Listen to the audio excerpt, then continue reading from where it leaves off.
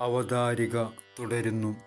സ്വദേശത്ത് അഭയ് അന്നത്തെ ഇന്ത്യൻ പ്രസിഡന്റായിരുന്ന ഡോക്ടർ രാജേന്ദ്ര പ്രസാദിനെ ഭഗവത് സന്നിധിയിലേക്ക് ബാക്ക് ടു ഗോഡ് ഹെഡ് മാസികയുടെ കോപ്പികൾ അയച്ചുകൊടുത്തു.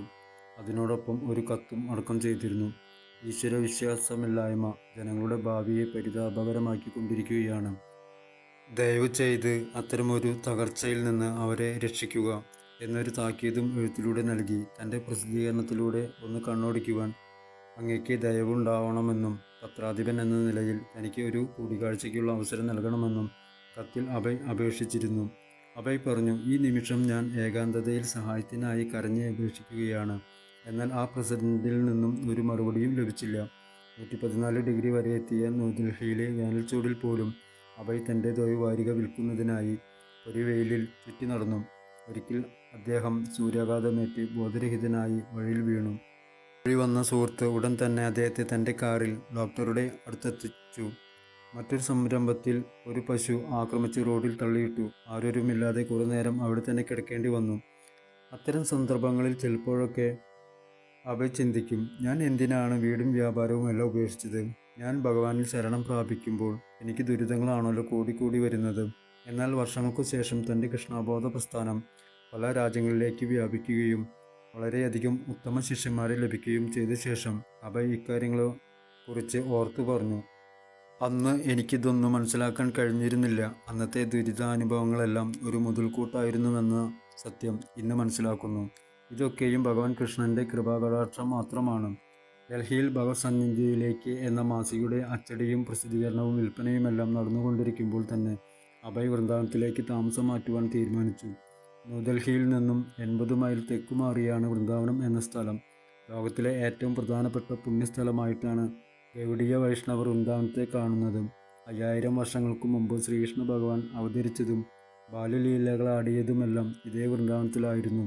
ശ്രീ ചൈതന്യ മഹാപ്രഭുവിൻ്റെ മുഖ്യ അനുയായികൾ 500 വർഷങ്ങൾക്ക് മുമ്പ് വൃന്ദാവനത്തിലേക്ക് പോവുകയും ഗ്രന്ഥങ്ങൾ രചിക്കുകയും ക്ഷേത്രങ്ങൾ സ്ഥാപിക്കുകയും ശ്രീകൃഷ്ണ ഭഗവാന്റെ ലീലകൾ നടന്ന ധാരാളം സ്ഥലങ്ങളാകുന്ന വനങ്ങളും പുൽമേടുകളും നദീതീരത്തിലെ ഇടങ്ങളും കണ്ടെത്തി പുനരുദ്ധരിക്കുകയും ചെയ്തിരുന്നു. വൃന്ദാവനത്തിലെ ശാന്തവും ആധ്യാത്മികവുമായ അന്തരീക്ഷത്തിൽ തൻ്റെ രചനകൾ നിർവഹിക്കുകയും പിന്നീട് അവ പ്രസിദ്ധീകരിച്ച് വിതരണം ചെയ്യാനും നല്ലവരായ ദാതാക്കളിൽ നിന്നും സംഭാവനകൾ കൈപ്പറ്റാനുമായി ഡൽഹിയിൽ പോകുക എന്നതുമായിരുന്നു അവയുടെ ആശയം. യമുനാ തീരത്ത് വംശി ഗോപാൽജി ക്ഷേത്രത്തിൽ വളരെ ചെലവ് കുറഞ്ഞ വാടകയോടുകൂടി ഒരു മുറി കണ്ടെത്തി.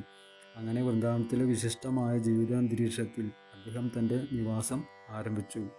അഭയ് ഒരിക്കലും ഒരു സാധാരണ കാഴ്ചപ്പാടിലൂടെ വൃന്ദാവനധാമത്തെ കണ്ടിരുന്നില്ല. ഭഗവാൻ കൃഷ്ണൻ്റെ ഒരു ശുദ്ധഭക്തനെന്ന നിലയിൽ അവിടുത്തെ വൃത്തിഹീനമായ വഴികളിലൂടെ നടക്കുമ്പോൾ പോലും അവിടം ഒരു ദിവ്യസ്ഥാനമായിട്ടാണ് അദ്ദേഹം കരുതിയിരുന്നത്. തെരുവുകളിലും വീടുകളിലുമായി പ്രതിഷ്ഠിച്ചിരുന്ന ആയിരക്കണക്കിനുള്ള ശ്രീകൃഷ്ണ വിഗ്രഹങ്ങളെ ദർശിക്കുമ്പോഴും അദ്ദേഹത്തിന് വളരെ ഉന്നതമായ ഒരു ആനന്ദം ലഭിച്ചിരുന്നു.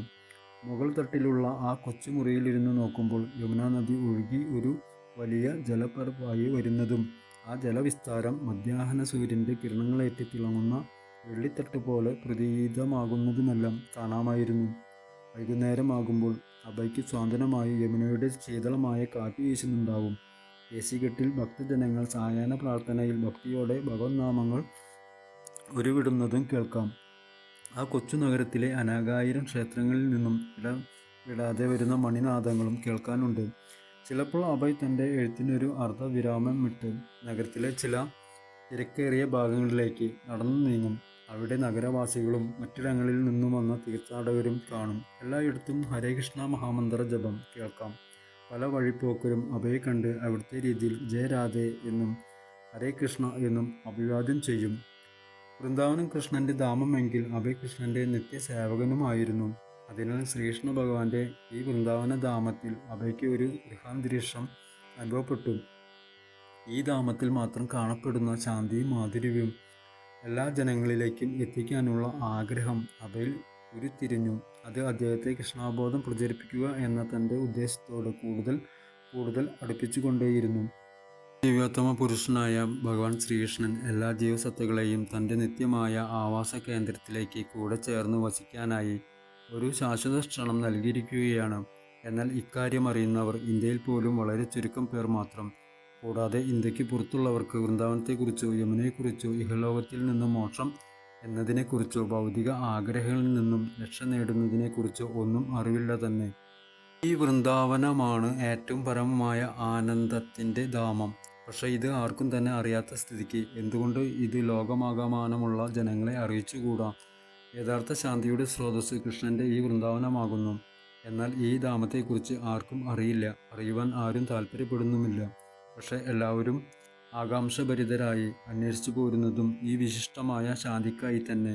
തുടരും. ഹരേ കൃഷ്ണ. ശ്രീരാധേ.